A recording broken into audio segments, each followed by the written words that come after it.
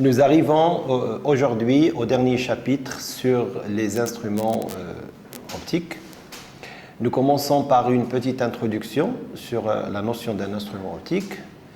Ensuite, nous allons aborder dans le deuxième paragraphe l'œil humain, sa constitution, système équivalent, l'œil réduit, représentation. Nous allons aborder plus en détail les défauts et leurs corrections, myopie, hypermétropie, presbytie. Ensuite, dans un quatrième paragraphe, nous allons discuter la qualité d'un instrument optique, donc tous les paramètres, l'attitude de mise au point, grossissement, grandissement, etc., puissance. Et un cinquième paragraphe sera consacré à l'étude de la loupe comme instrument optique. Et finalement, on termine par l'étude du microscope. Donc, un instrument d'optique est une association de plusieurs systèmes ayant pour intérêt l'amélioration de la vision des objets. Donc, on distingue principalement deux catégories d'instruments, les instruments subjectifs ou ce qu'on appelle oculaires et les instruments objectifs. Pour les instruments subjectifs, ce sont des instruments qui donnent une image virtuelle qui est perçue par l'œil.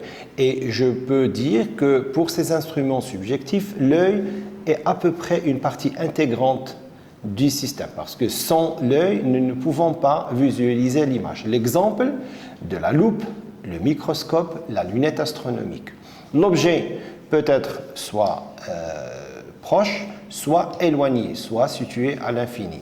Dans le cas d'un instrument optique subjectif avec objet proche, nous pouvons parler de la loupe ou du microscope. Et dans le cas où l'objet est éloigné, nous pouvons parler de la lunette astronomique, par exemple. Mais dans les deux cas, pour un instrument subjectif, l'image obtenue est une image qui est de nature virtuelle. Pour un instrument objectif, ou ce qu'on appelle un instrument de projection, c'est un instrument qui donne une image réelle. C'est une image qui est projetée, par exemple, sur un cliché d'appareil photographique ou sur un écran, mais de toute façon, c'est une image qui est réelle. Nous pouvons parler, par exemple, de rétroprojecteur, d'un appareil photographique ou d'autres instruments.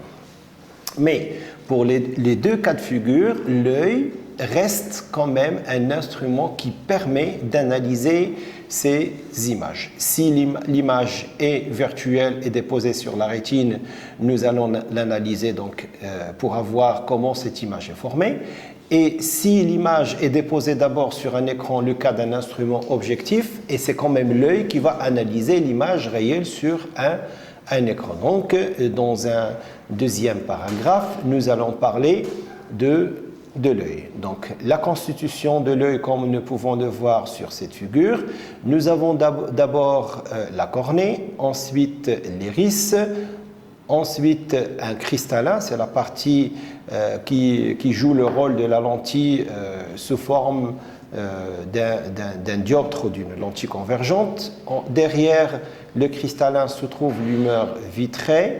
Et nous avons sur l'arrière de l'œil la partie qui s'appelle la rétine ou la tache jaune. C'est la partie la plus sensible de l'œil et c'est à cet endroit-là que l'image est déposée. Donc, pour pouvoir utiliser l'œil en tant qu'instrument optique, nous allons définir ce qu'on appelle l'équivalent de l'œil. C'est ce qu'on appelle un œil réduit. Et un œil réduit est composé d'un axe principal sur lequel nous déposons les foyers objets et images et nous avons le plan PH' qui correspond à la position du cristal. Donc l'œil peut être défini comme étant une lentille convergente ou un dioptre sphérique, mais de distance focale, image égale à peu près à 15 mm.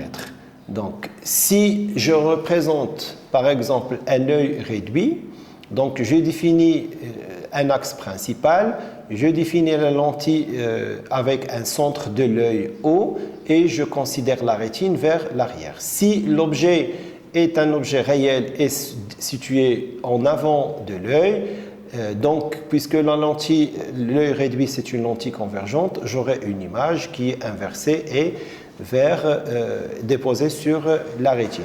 Je voudrais juste rappeler que le cristallin est en effet, c'est la partie la plus importante qui constitue la lentille, et c'est une association de deux dioptres sphériques. En définitive, nous pouvons dire que l'association d'une lentille convergente et d'un plan qui est appelé le plan de la rétine est ce qu'on appelle l'œil réduit. Maintenant, en termes d'objets situés à l'infini, nous pouvons sur ce schéma par exemple considérer un ensemble de rayons qui arrivent parallèlement et qui viennent de l'infini, qui passent à travers la lentille convergente qui est l'œil et qui convergent en un point qui est situé sur la rétine ou le plan de la rétine, et j'ai sur un point qui est bien sûr foyer secondaire.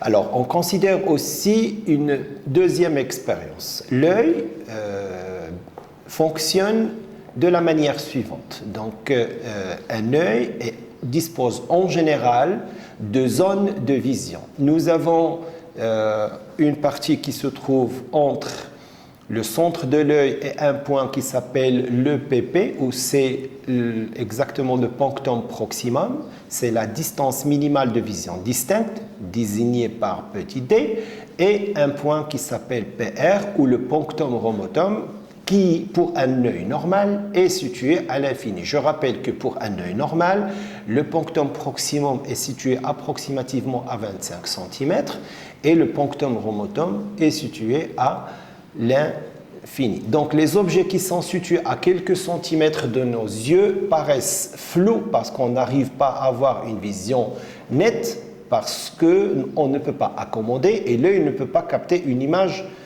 nette. Donc pour les voir nettement, nous devons les déplacer un peu vers l'avant afin que l'œil puisse réaliser ce qu'on appelle l'accommodation et ramener l'image sur la rétine.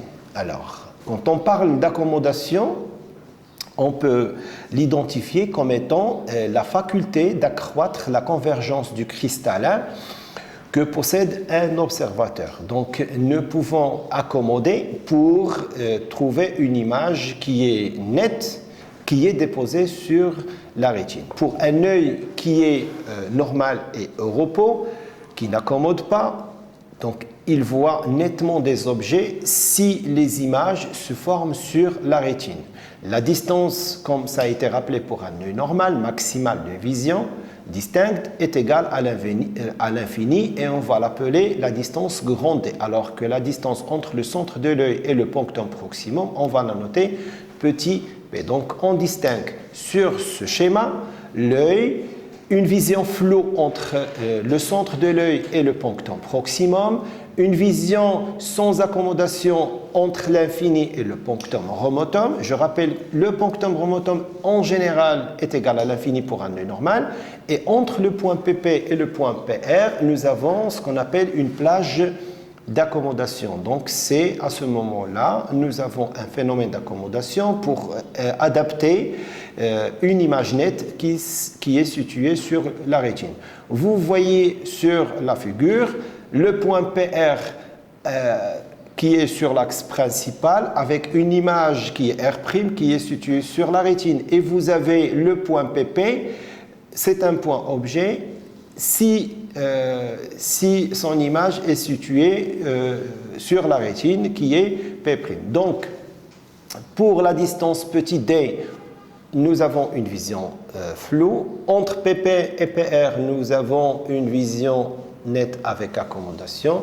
Et après le PR, nous avons une vision sans accommodation. Donc, pour un œil normal, le PR est situé à l'infini et le PP est situé à une distance de 25 cm ou 0,25 m. Et l'accommodation est réalisée entre le point PP et le point PR. Bien évidemment, les distances petit d et grand d sont des distances qui dépendent de l'âge des personnes. Donc, si l'âge augmente, la distance grand d diminue et petit d augmente. Donc, nous aurons un punctum proximum qui va s'agrandir et nous aurons un punctum remotum qui va se rétrécir. Donc, nous allons définir la quantité A qui est 1 sur D moins 1 sur grand D qui s'exprime en dioptrie ou en mètre moins 1 qui s'appelle l'amplitude dioptrique. Maintenant, nous allons aussi définir un paramètre assez important qui s'appelle l'acuité visuelle. L'acuité visuelle, c'est l'angle sous lequel l'œil peut voir nettement le plus petit objet possible à la distance minimale de vision distincte, qui est petit d. Et je rappelle que ce petit d, il a été identifié à peu près à 25 cm pour une personne normale. Donc si je considère un œil, je considère un objet réel, petit perpendiculaire à l'axe principal. Si je considère le plus petit objet qui peut être distinct et observé nettement par cet œil, je définis l'angle bêta comme étant tangente bêta égale à AB sur petit d et si bêta est petit, je peux faire l'approximation tangente bêta égale AB sur d. Maintenant, j'arrive au troisième paragraphe qui concerne les défauts de l'œil et leur correction. Donc, un œil peut présenter des anomalies et ses capacités d'accommodation se trouvent modifiées. Donc, on peut traiter certaines anomalies qui sont la myopie, l'hypermétropie ou la presbytie. Donc, si nous discutons la myopie, on peut dire que c'est un œil qui est trop convergent, c'est-à-dire que sa distance focale elle est plus petite à la normale. Donc elle est plus petite que 15 mm que nous avons discuté. Donc l'œil, entre parenthèses, moi je dirais, c'est le cristallin qui joue le rôle de cette convergence. Il devient très convergent même quand il est au repos. Et l'image n'est pas déposée, l'image d'un point à l'infini se forme sur le plan focal. Donc, on peut dire que pour un œil qui est myope, l'image n'est pas déposée sur la rétine, mais plutôt en avant de la rétine. Donc, les rayons qui arrivent de l'infini vont converger vers un point A' en avant de la rétine. Bien évidemment, je voudrais juste rappeler que entre le point PP et le point PR, tous les rayons qui sont dans cette plage d'accommodation atterrissent directement vers la rétine. Parce que pour un œil qui est myope, il arrive quand même à avoir une image nette à condition que les rayons arrivent entre le point PP et le point PR. Donc le maximum d'accommodation serait au point PR, c'est-à-dire si je considère les rayons qui sont issus du point PR, ils vont venir vers l'œil, ils vont se déposer vers la rétine avec accommodation, mais c'est ce qu'on appelle le maximum de convergence. Alors pour corriger la myopie, j'ai besoin d'une lentille divergente qui va permettre d'élargir un peu, de diverger les rayons, d'élargir un peu les rayons pour que quand ça traverse l'œil, les rayons vont atterrir un peu plus loin, ils vont correspondre à la rétine. Et en général, la lentille choisie dans ce cas, c'est une lentille qui a pour distance focale le point F' qui correspond exactement au point punctum remotum. Bien, pour un objet situé à l'infini, avec une lentille divergente par exemple, l'image est à nouveau sur la rétine. Et dans ce cas, nous aurions corrigé cette myopie en mettant une lentille divergente avec une distance focale qui correspond exactement au punctum remotum. Pour le cas de l'hypermétropie, c'est le phénomène inverse. J'ai un œil qui est moins convergent, c'est-à-dire que le point de convergence de rayons qui arrive de l'infini se trouve après la rétine, au point A'. Donc je ne suis pas sur la rétine, je ne suis pas en avant de la rétine, mais je suis plutôt après la rétine. La correction de l'hypermétropie, c'est une lentille convergente qui va d'abord ramener un peu plus et focaliser plus près pour que l'image soit finale et déposée sur la rétine.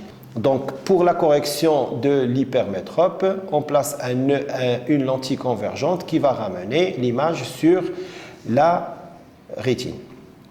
Et la lentille est placée de telle sorte que son foyer image soit sur le punctum remotum.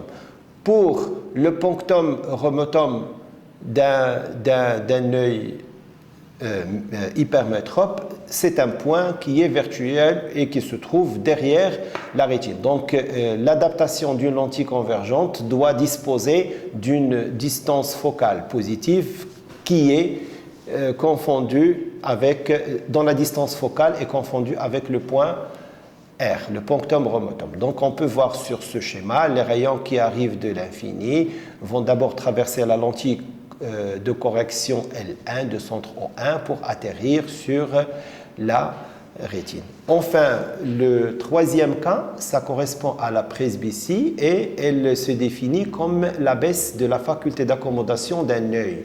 Il est dû tout simplement au vieillissement de l'œil et peut affecter des yeux normaux, myopes ou hypermétropes. C'est une anomalie qui se traduit tout simplement par un éloignement du punctum proximum qui commence à se rapprocher du punctum remotum. Un œil, en résumé, un œil presbyte voit nettement des objets éloignés et doit pouvoir compenser l'insuffisance de l'accommodation par l'emploi de lentilles convergentes, comme dans le cas de l'hypermétropie. On peut le voir sur le schéma.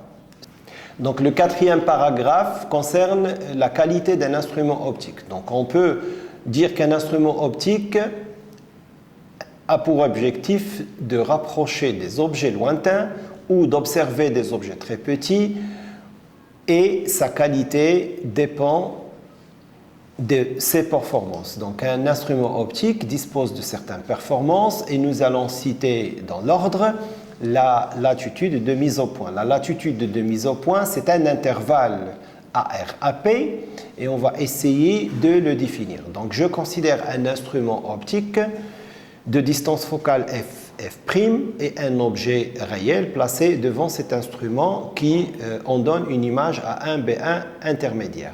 Cette même image sera considérée comme un objet pour l'œil qui va former l'image définitive A'B'.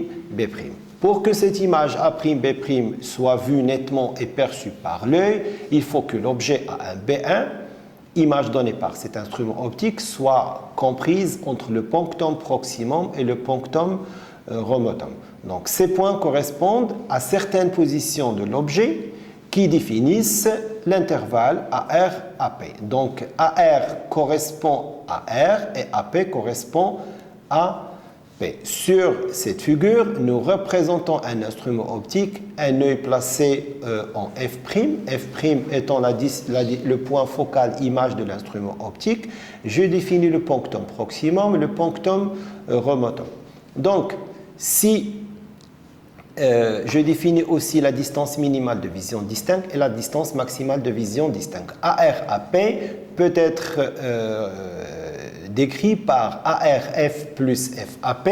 Or, le point AR lui correspond R et le point AP lui correspond P. Et je peux aboutir à l'expression FAR égale à FF' sur FR et FAP égale à FF' sur F'P. Bien évidemment, nous avons utilisé la relation de Newton pour le couple AR-R et pour le couple de points objet-image AP-P. Et je peux déterminer la valeur algébrique AR-AP comme étant FF' facteur de 1 sur F'P moins 1 sur F'R. Puisque l'œil est situé sur le foyer image de cet instrument, je peux écrire que AR-AP égale à moins FF' facteur de 1 sur D moins 1 sur grand D, avec 1 sur D moins 1 sur grand D étant l'amplitude dioptrique décrite précédemment. Et j'aurai en définitive AR-AP égale à moins AFF'. Ensuite, un sous-paragraphe qui concerne la grandeur de l'image. Et nous avons parlé du grandissement et du grossissement et finalement de la puissance P d'un instrument optique. Donc, pour un instrument objectif, je rappelle que l'image A'B' est une image qui est réelle, et nous avons deux cas de figure pour un instrument optique objectif ou de projection. Donc si l'objet est proche, l'instrument optique sera caractérisé par son grandissement linéaire qui est égal à gamma et qui correspond à la taille de l'image sur la taille de l'objet en valeur algébrique.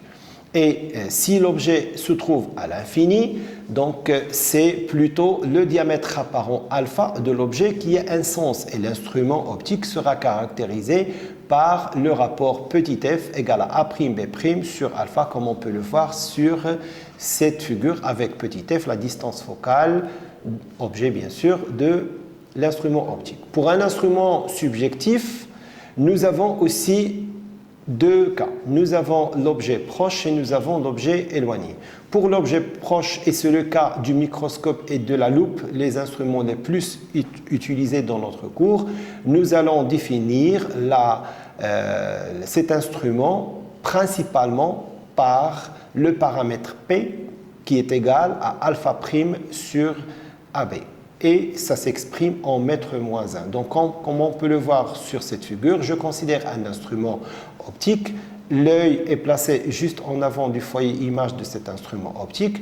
Puisque l'instrument optique subjectif objet proche va donner une image qui est virtuelle et interceptée par l'œil, je définis alpha l'angle sur lequel je vois l'objet et alpha prime l'angle sur lequel je vois l'image. Donc, cette puissance, je peux la déterminer par alpha prime sur AB et je peux déterminer alpha prime, c'est l'angle sur lequel je vois l'image, par tangente alpha prime approximativement égale à alpha prime égale à A'B' sur A'O, et donc je peux écrire que P est égal à A'B' sur AB fois 1 sur A'O.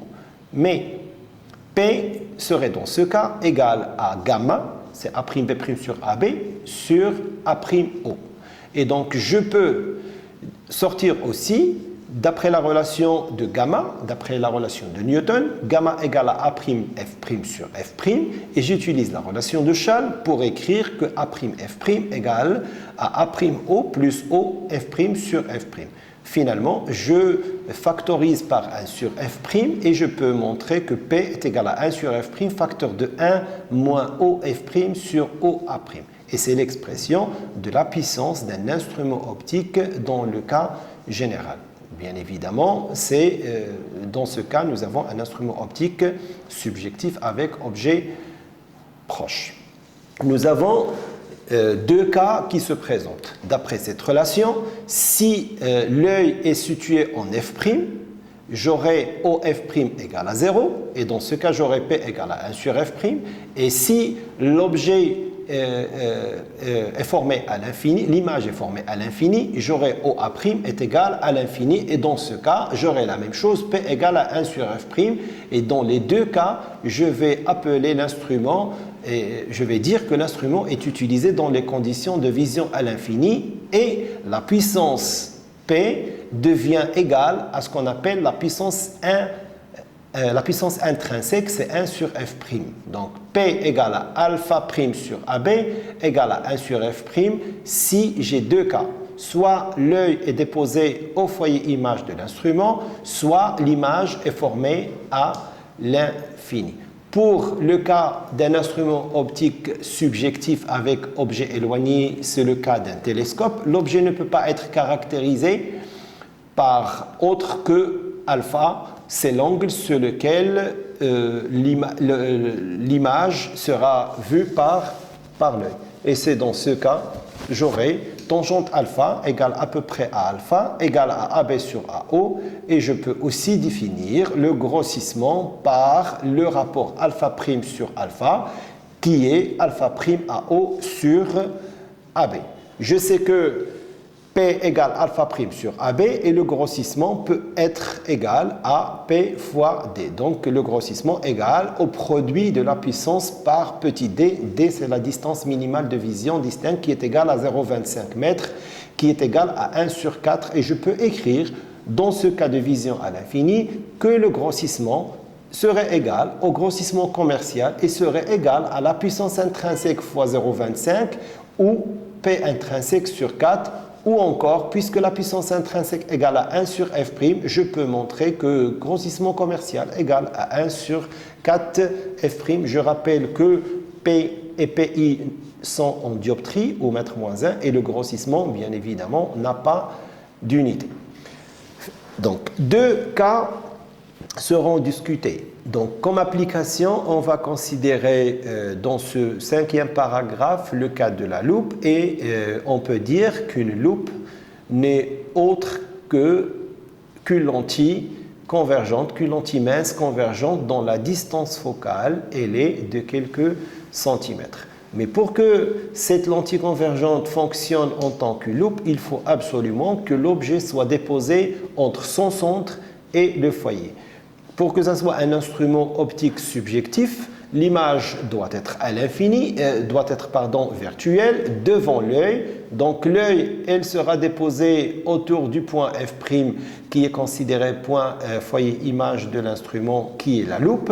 Et l'image, elle est virtuelle et elle est interceptée par l'œil. Dans ce cas, je peux définir alpha, l'angle sur lequel je vois l'objet, et alpha prime, l'angle sur lequel je vois l'image. Donc la loupe donne d'un objet réel placé à côté du foyer une image virtuelle droite et agrandie un certain nombre de fois. Donc pour faire la mise au point de cette loupe, on peut déplacer l'objet par rapport à la loupe qui reste fixe. La latitude de mise au point, comme ça a été défini, est égale à AR/AP. On peut noter aussi la valeur petit l égale à f' carré fois l'amplitude dioptrique. Donc f' est la distance focale image de la lentille qui est considérée en tant que loupe et elle est de quelques centimètres comme je l'ai rappelé bien avant. Alors pour la puissance, P étant égal à alpha' sur AB, alpha' étant l'angle sur lequel je vois l'image. Donc, d'après la relation P égale à 1 sur f' facteur de 1 moins OF' sur OA', la puissance intrinsèque serait égale à 1 sur f' et le grossissement, encore une fois, qui est égal à alpha' sur alpha, il peut être le grossissement commercial et on peut le montrer que c'est PI sur 4 ou égal à 1 sur 4 f'. Finalement, pour terminer ce chapitre, on fera une petite présentation sur un autre instrument optique subjectif qui analyse les objets proches et c'est le microscope. Donc sommairement, nous pouvons définir le microscope comme étant un instrument optique subjectif qui est composé de deux étapes. Donc un premier élément qui est l'objectif et c'est en dessous de cet élément qu'on dépose un objet à observer de dimension très petite et un élément qui s'appelle l'oculaire et qui est plutôt au contact de l'œil humain. Donc l'objectif en général c'est un système qui est très convergent et il est de quelques millimètres et un oculaire c'est un système qui est aussi convergent, mais qui est de quelques centimètres. Je définis la même chose, l'épaisseur du microscope par E, et O1, O2, c'est la distance entre les centres optiques de la lentille L1 qui est l'objectif et la lentille L2 qui est l'oculaire, et je définis l'intervalle optique qui doit être autour de 18 cm pour certains microscopes, bien sûr, optiques. Sur la figure suivante, nous représentons les deux systèmes centrés, donc l'objectif et l'oculaire, et je voudrais juste apporter un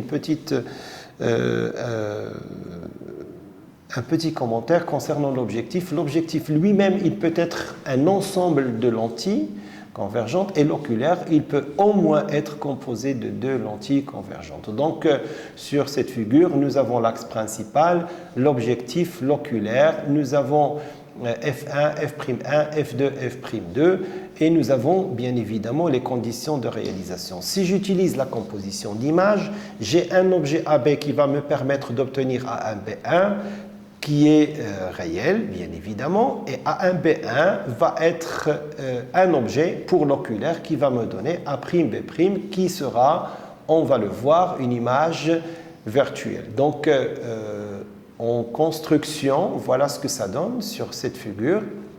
Je considère un axe principal, la lentille L1 et L2 de centre respectivement O1 et O2. Je place F1, F'1, F2, F'2 et je vais considérer un objet qui doit être déposé juste avant le foyer F1. Donc il va me former une image intermédiaire A1, B1 qui doit impérativement être située entre O2 et F2 pour que l'image obtenue à travers l'oculaire soit bien évidemment virtuelle et interceptée par l'œil qui va être déposé, qui va être placé autour de F'2.